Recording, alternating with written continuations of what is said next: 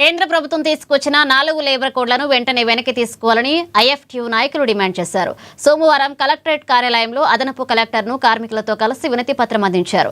ఇక కొత్త లేబర్ కోడ్ల వల్ల కార్మికుల హక్కులకు భంగం కలుగుతుందని ఆవేదన వ్యక్తం చేశారు. రాష్ట్ర ప్రభుత్వం కూడా అసెంబ్లీలో తీర్మానం చేసి కేంద్రానికి పంపాలన్నారు. కార్మికులకు అన్యాయం చేసే 4 లేబర్ కోడ్లకు తక్షణమే రద్దు చేయాలని కోరారు.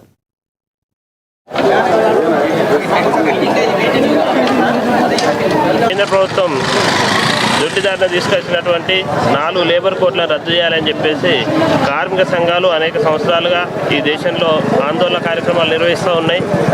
ఈరోజు ఐఎఫ్టీయూ తెలంగాణ రాష్ట్ర కమిటీ పిలుపులో భాగంగా ఆదిలాబాద్ జిల్లా కలెక్టర్ గారికి వినతి పత్రం అందజేయడం జరుగుతూ ఉంది.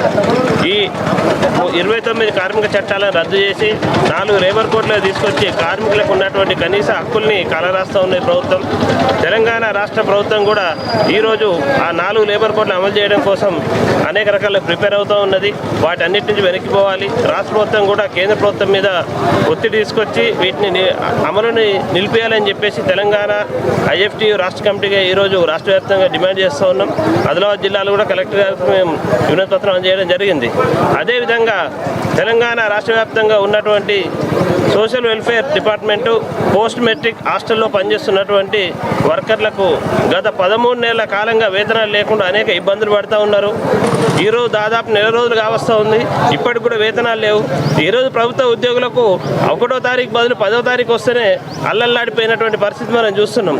వీళ్ళకి ఇస్తున్న వేతనాలే కేవలం 5,000, 6,000, 7,000 రూపాయల చొప్పున వీళ్ళకి వేతనాలు ఇస్తూ ఉన్నారు. ఈరోజు 6,000, 7,000తో ఏ కుటుంబాలు గడిస్తాయి, ఎలా గడుస్తాయని చెప్పేసి మేము ప్రశ్నిస్తూ ఉన్నాం. కేవలం 7,000 వేతనం ఇస్తున్నారు.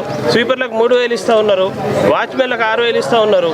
ఈ వేతనాలతో ఎలా బతుకుతారు? ఆ వేతనాలు కూడా 13 నెలల కాలం నుంచి ఇవ్వట్లేదు. తక్షణమే ఖచ్చితంగా ఈ వర్కర్లందరూ కూడా వేతనాలు విడుదల చేయాలి. వీళ్ళు పనిచేసి పిల్లల కడుపులు నింపుతూ ఉన్నారు. పనిచేస్తున్న వర్కర్లేమో కడుపు మార్చుకొని పస్తులు ఉంటున్నటువంటి పరిస్థితి ఉన్నది వీళ్ళ కుటుంబాలన్నీ కూడా.